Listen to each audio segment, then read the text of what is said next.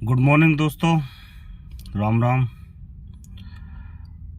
होली की सभी को बहुत बहुत बधाई। कई दिन से सोच रहा हूं कि यूपी में हुए जघन्य अपराध पर कुछ बोलूं। कल जब अतीक अहमद की बहन का इंटरव्यू मैंने सुना, उन्होंने कहा कि अखिलेश जी के उकसावे पर सीएम योगी ने कहा कि माफियाओं को मिट्टी में मिला देंगे, तभी से एसटीएफ को मौका मिला है। ये बात बिल्कुल सच है।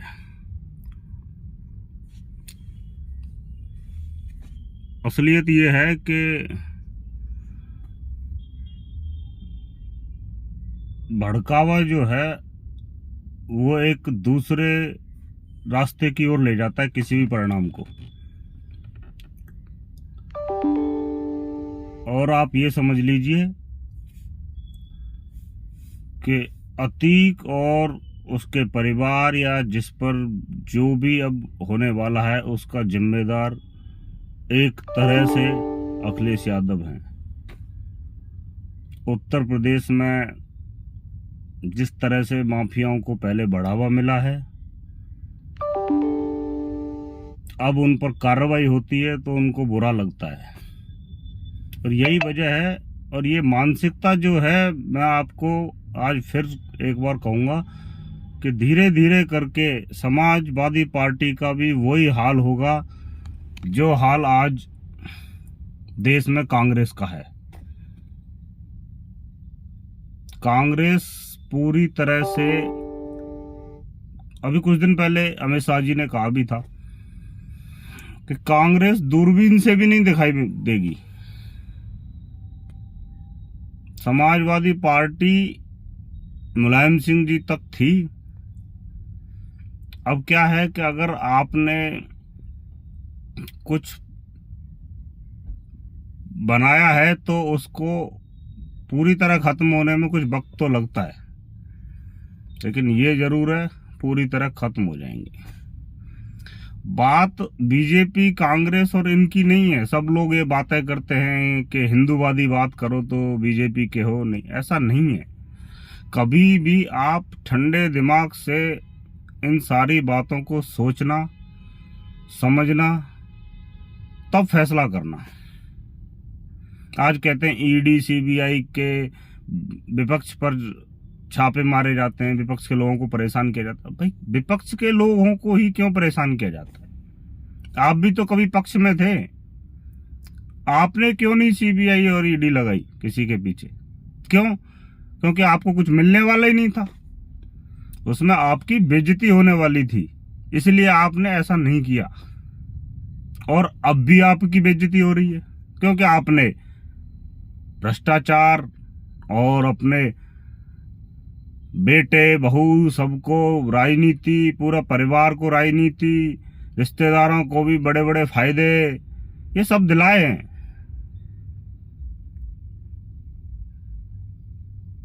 जब आज कार्रवाई हो रही है तो आपको बुरा लग रहा है।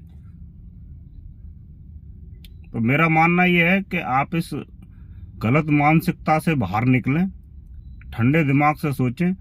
देश एक सही दिशा पर चल रहा है और इसी तरह से देश को अगले कुछ सालों तक चलने की जरूरत है, ताकि जो गुजरे हुए समय में खराब हुआ है वो ठीक हो सके।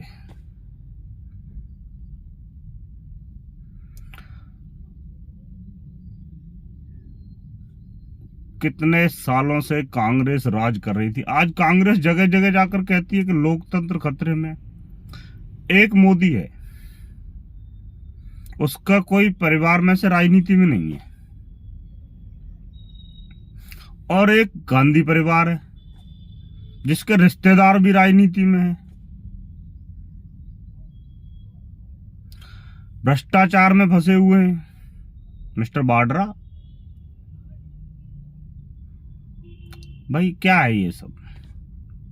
लोकतंत्र तब खतरे में था, अब लोकतंत्र को मजबूत किया जा रहा है। खतरे में नहीं है, खतरे में आपकी राजनीति है, आपका परिवार है।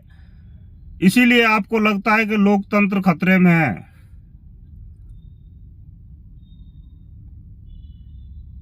कितने लोग कहते हिंदू मुस्लिम, कितने मुस्लिम भाई खुश हैं, सबको पैसा मिल रहा है, रोजगार मिल रहा है, पैसा कमा रहे हैं, सब जगह काम कर रहे हैं, कहीं कोई लड़ाई नहीं है, कुछ नहीं है। मेरे आसपास रहते हैं, मेरे साथ में भी काम करते हैं मुस्लिम्स, कोई लड़ाई नहीं है, कोई मतभेद ही नहीं है।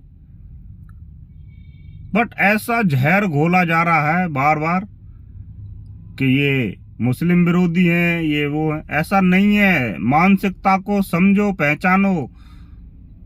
देश सही राह पर है, विकास की राह पर है और ऐसा होने की जरूरत है।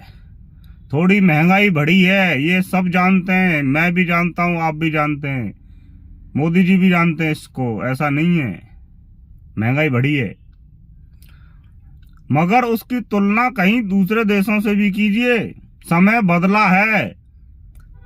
2020 के कोविड से पहले क्या स्थिति थी? क्या 5 साल तब मोदी की सरकार नहीं थी? लेकिन 20 के बाद देखो, अमेरिका जैसे देशों के हालात देखो।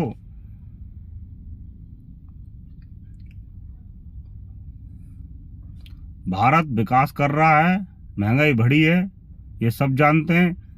लेकिन अगर आपको इस महंगाई की इतनी चिंता है तो इस जनसंख्या की भी चिंता कीजिए। अगर जनसंख्या इस कदर बढ़ती रहेगी तो महंगाई तो और बढ़ेगी। इन चीजों पर विचार कीजिए। और मैं मानता हूं कि जिस व्यक्ति ने समझ लिया है, पहचान लिया। अच्छा, आप इतनी सब प्रोपोगेंडा चला रहे हो, ये सब, ये मतलब क्या है ये? आप देख रहे हो देश फिर भी भारतीय जनता पार्टी को ही क्यों चुन रहा है? क्योंकि अगर घर में 5 सदस्य हैं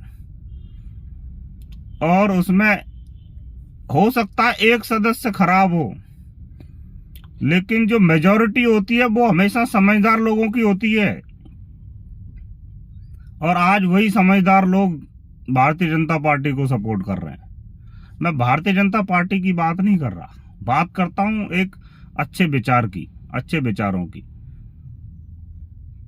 अच्छे विचार रखिए, समझदारी रखिए, अपना कॉमन सेंस जगाइए। Thank you, Ram Ram, happy Holi.